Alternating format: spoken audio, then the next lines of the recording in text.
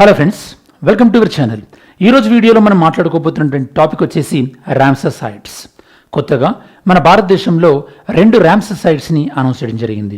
ఇందులో స్పెషాలిటీ ఏంటంటే ఇప్పుడు ఇందులో one of the Ramsar site అనేది ఛత్తీస్గఢ్లో ఫస్ట్ రామ్సర్ సైట్.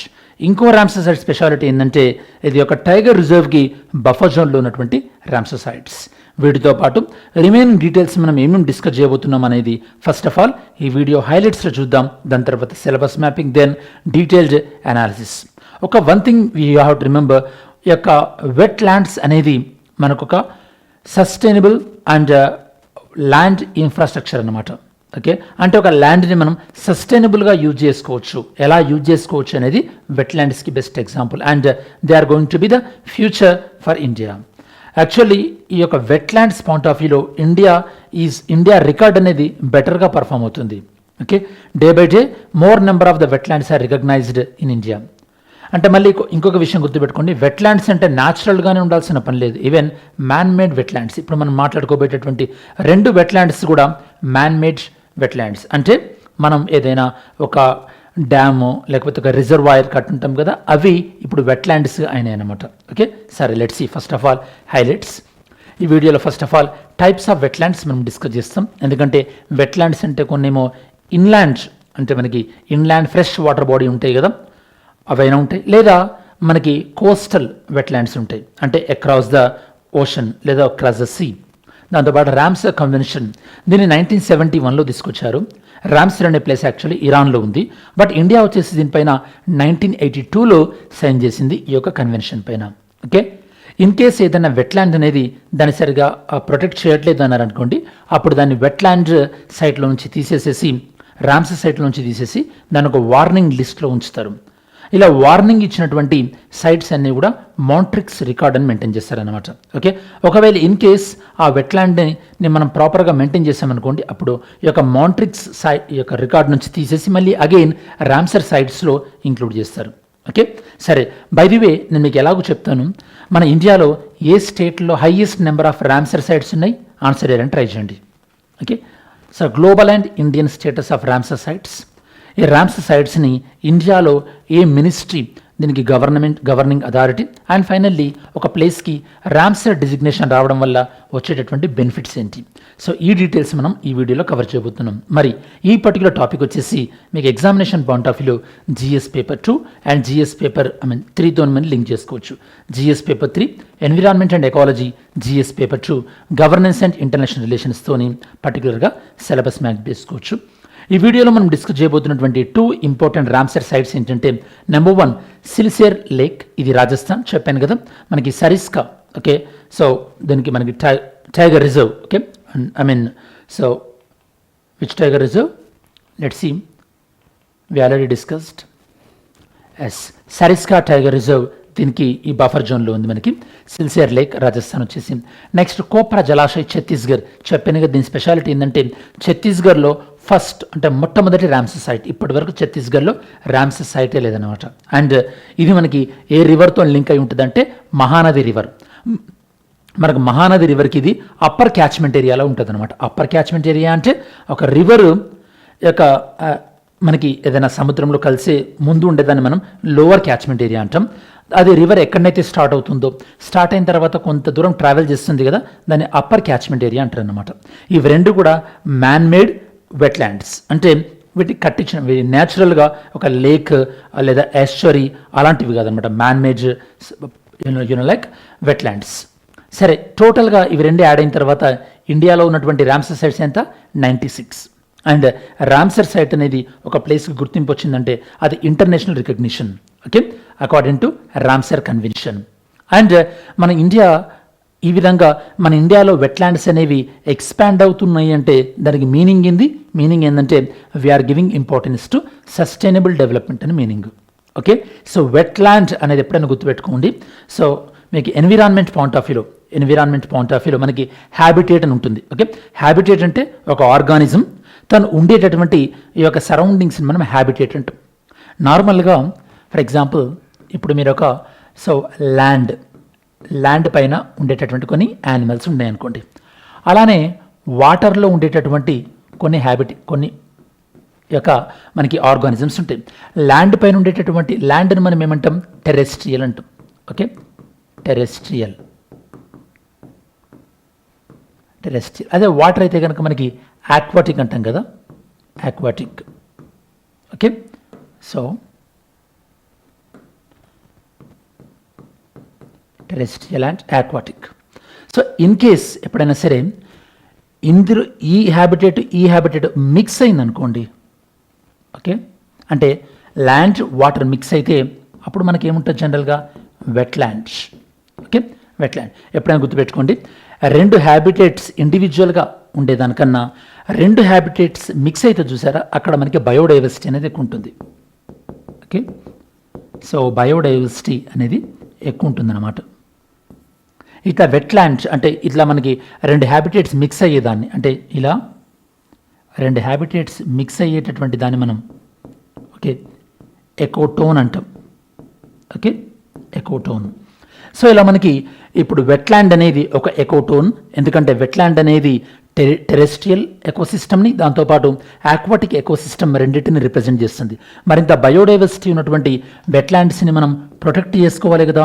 ప్రొటెక్ట్ చేసుకోవడానికి మనం తీసుకొచ్చినటువంటి కన్వెన్షన్ ఏంటి, రామ్సర్ కన్వెన్షన్. ఎప్పుడు తీసుకొచ్చాం దీన్ని, 1971. అండ్ ఇండియా ఎప్పుడు జాయిన్ అయింది ఇందులో, మనకి 1982లో జాయిన్ అయింది. 1982లో జాయిన్ అయినప్పుడు మనకి ఫస్ట్ టైం మన ఇండియాలో చిల్కా లేక్, దాంతోపాటు కిలాజియో బర్డ్ శాంక్చురీ, ఇలా 2 రికగ్నిషన్ వచ్చాయి.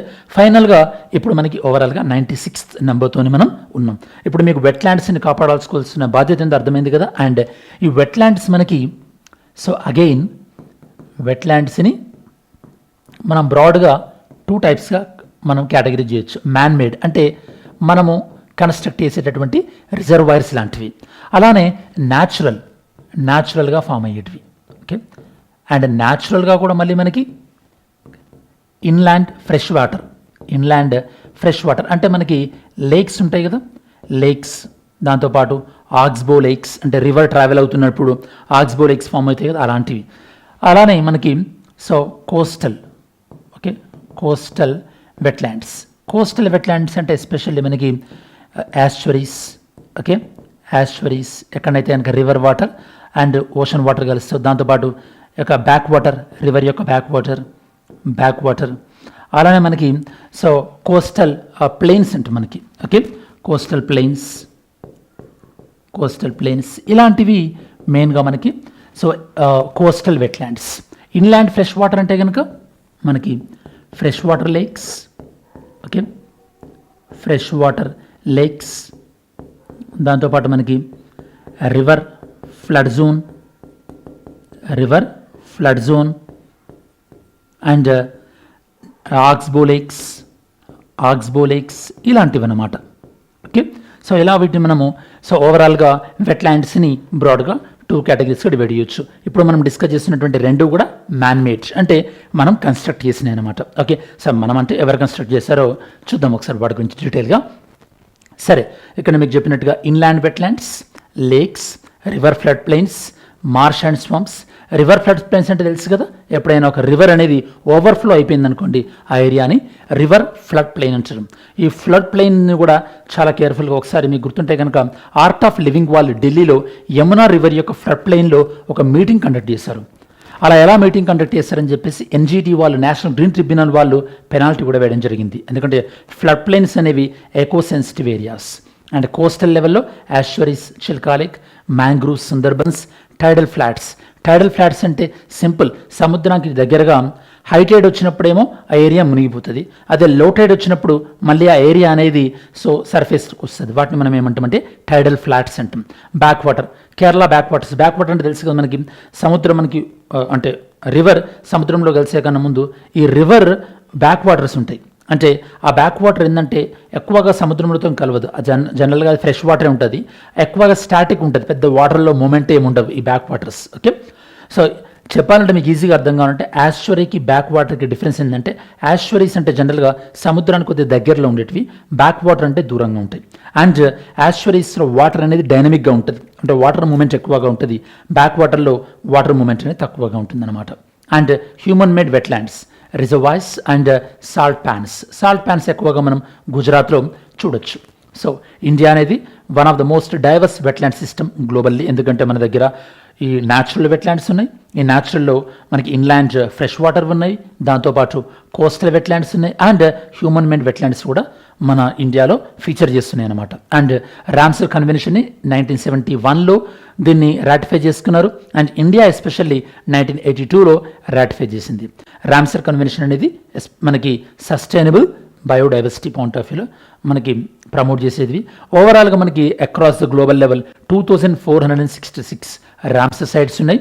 ఇండియాలో first Ramsar site 1981లో Chilka lake and కెలాజియో national park ఇవి ఐడెంటిఫై చేశారు. బాగా గుర్తుపెట్టుకోండి, 1982లో ఇండియా అఫీషియల్గా రాటిఫై చేసింది, బట్ రామ్సర్ సైట్స్ గుర్తింపబడిన ఇండియాలో 1981లో.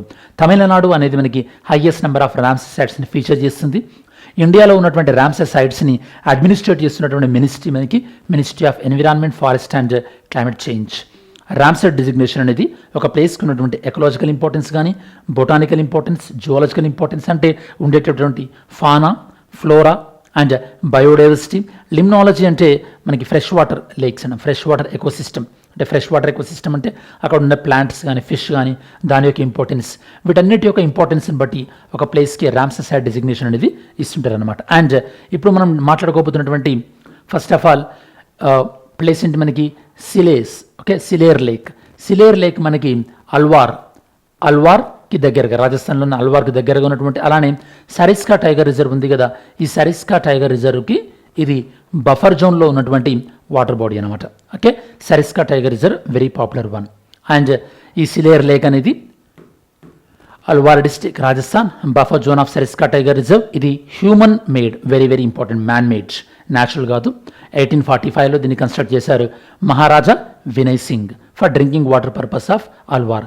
సో ఇది దేన్ని మనకు తెలియజేస్తుంది అంటే హిస్టారికల్ స్ట్రక్చర్. హిస్టారికల్గా ఏవైతే కనుక ఇట్లాంటి వాటర్ పర్పస్ కోసం మనం కన్స్ట్రక్ట్ చేసుకున్నామో అవి కూడా ఇప్పుడు వెట్లాండ్స్గా గుర్తింపబడుతున్నాయంటే హిస్టారికల్ స్ట్రక్చర్ని మనం జాగ్రత్తగా ప్రొటెక్ట్ చేసుకోవాల్సినటువంటి అవసరం ఉంది అని చెప్పేసి. డిపిఎస్పిలో ఒక ఆర్టికల్ ఉంటుంది. ఆర్టికల్ ఏం చెప్తుందంటే గవర్నమెంట్ అనేది ఈ యొక్క ప్లేసెస్ ఆఫ్ నేషనల్ ఇంపార్టెన్స్ని, అలానే హెరిటేజ్ స్ట్రక్చర్స్ని గవర్నమెంట్ కాపాడుకోవాలి, అది గవర్నమెంట్ యొక్క బాధ్యత అని చెప్పేసి డిపిఎస్పిలో ఒక ఆర్టికల్ చెప్తుంది. ఏ ఆర్టికల్ మీరు కమెంట్ సెక్షన్లో ఆన్సర్ చేయడానికి ట్రై చేయండి. నెక్స్ట్, ఈ సిలేర్ లేక్లో ఉన్నటువంటి ఇంపార్టెంట్ ఫ్లోరా, ఫానా అనేది ఇక్కడ ఇంక్లూడ్ చేయడం జరిగింది. నెక్స్ట్ వచ్చేసి మనకి బిలాస్పూర్ దగ్గరలో ఉన్నటువంటి ఛత్తీస్గఢ్లో ఇది ఫస్ట్ టైం. ఓకే, ఏంటది మనకి కోప్రా రిజర్వాయర్, కోప్రా జలాశయ్.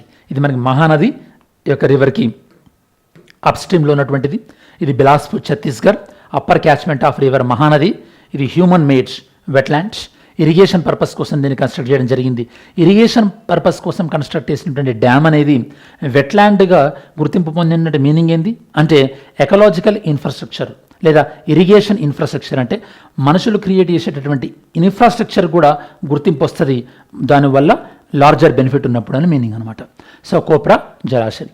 సరే, రామ్సర్ డిజిగ్నేషన్ రావడం వల్ల బెనిఫిట్ ఏంటి ఒక ప్లేస్కి? బెనిఫిట్ ఏంటంటే ఇంటర్నేషనల్ రికగ్నిషన్ వస్తుంది, అండ్ టూరిజం పెరిగే అవకాశం ఉంటుంది, దానికి ఫండింగ్ పెరిగేటటువంటి అవకాశం ఉంటుంది, టెక్నికల్ సపోర్ట్ పెరుగుతుంది, అండ్ బయోడైవర్సిటీ కన్జర్వేషన్ కూడా అక్కడ ఇంప్రూవ్ అయ్యేటువంటి అవకాశం ఉంది.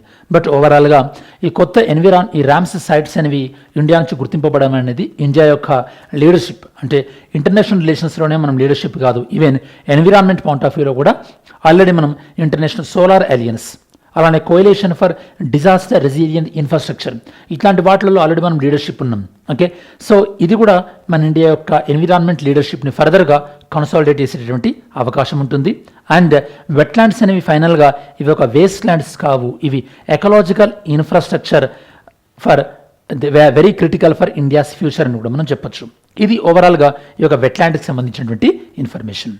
సరే, ఇప్పుడు మనం నేర్చుకున్న దానిపైన ఒక ఎంసీక్యూ సాల్వ్ చేయడానికి ట్రై చేద్దాం. క్వశ్చన్ వచ్చేసేసి, with reference to Ramsar site in India consider the following statements. Ramsar site సంబంధించి ఈ నాలుగిట్లలో ఏది కరెక్ట్ పిక్ చేయండి. Ramsar site can include both natural and human made wetland.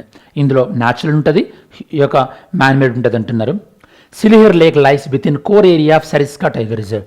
Sariska tiger reserve యొక్క core ఏరియాలో సిలిహర్ lake ఉంది అంటున్నారు. థర్డ్ వన్, కోప్రా జలాశయ్, ఇది మనకి మహానది రివర్కి అప్పర్ క్యాచ్మెంట్ ఏరియాలో ఉందంటున్నారు. అండ్ లిమ్నాలజీ అనేది స్టడీ ఆఫ్ మెరైన్ ఎకోసిస్టమ్ అంటున్నారు. మరి ఒకసారి వీడియో పాజ్ చేసి ఈ 4 స్టేట్మెంట్స్లలో ఏది కరెక్టో ఆన్సర్ చేయడానికి ట్రై చేయండి. Mains question: inclusion of human made wetlands under Ramsar convention it reflects understanding of ecological conservation. Discuss this statement. అంటే కొత్తగా 2 రామ్సర్ సైట్స్ గుర్తించబడినాయి కదా, వీటిని దృష్టిలో పెట్టుకొని మనకి మ్యాన్ మేడ్ వెట్లాండ్స్ యొక్క ప్రాధాన్యత కూడా పెరుగుతుంది అన్న కమెంట్కి మీరు ఆన్సర్ చేయడానికి ట్రై చేయండి. సరే, ఇది మనకు ఓవరాల్గా ఈ యొక్క రామ్సర్ సైట్స్ సంబంధించింది. మనం వీడియో చివరిలోకి వచ్చేసాము కాబట్టి ఇప్పటివరకు మనం డిస్కస్ చేసింది క్విక్ రివిజన్ చేయడానికి ట్రై చేద్దాం. కొత్తగా మన ఇండియా నుంచి 2 రామ్సర్ సైట్స్ గుర్తింపబడినాయి. And Ramsar sites basic classification, Ramsar convention and 2 sites ఏవేవి అండ్ ఈ యొక్క వెట్లాండ్స్ టైప్ కూడా మనం డిస్కస్ చేయడం జరిగింది. దాంతోపాటు ఈ యొక్క ప్లేస్ అనేది రామ్సర్ సైట్కి గుర్తించబడితే దానికి ఎలాంటి రికగ్నిషన్, వచ్చేటటువంటి బెనిఫిట్స్ అండ్ మాట్రిక్స్ రికార్డ్ అంటే ఏంటి అనేది మనం డిస్కస్ చేసాం. ఇది ఈ పర్టికులర్ టాపిక్ సంబంధించినటువంటి సమగ్రమైన విశ్లేషణ. ఐ హోప్ ఈ వీడియో మీ ప్రిపరేషన్కి ఎంతో కొంత వాల్యూ యాడ్ చేస్తుంది అనుకుంటున్నాను. వాల్యూ యాడ్ చేస్తుందని మీరు భావిస్తే కనుక లైక్ చేయడం మర్చిపోకండి. సో దట్ మనం లైక్ చేసినట్టయితే కనుక మన కంటెంట్ రీచ్ పెరుగుతుంది. అలానే సో మీరు మన వీడియోకి ఫర్దర్గా ఏమైనా టాపిక్ సజెస్ట్ చేయాలంటే డెఫినెట్లీ ఆ సజెషన్స్ని కమెంట్స్లో ఇంక్లూడ్ చేయండి. I try to make videos on that topic. Any how, thanks for watching this video. Have a great day. జై హింద్.